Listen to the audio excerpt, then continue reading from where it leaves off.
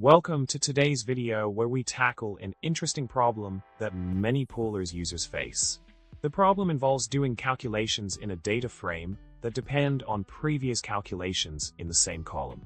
This can be quite challenging, and often users find themselves resorting back to native Python calculations to solve it. Now, let's delve into the solution for this problem. One approach is to use the map_elements function in Polars, although it is discouraged due to its slower performance compared to the native expressions API. In this method, we define a function that updates a global variable with the previous result, and then apply this function to the data frame using map_elements.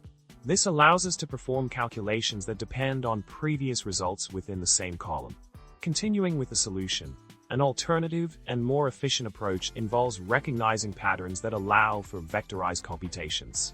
In this contrived example, we check if the index column contains a 0 value, and if so, we set the result to a for all subsequent rows. By using conditional expressions and logical operations, we can achieve the desired outcome while maintaining a vectorized computation approach.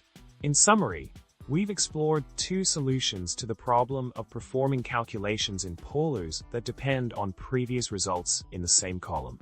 The first method using map_elements provides a direct yet less efficient approach, while the second method leverages vectorized operations to achieve the same result more effectively.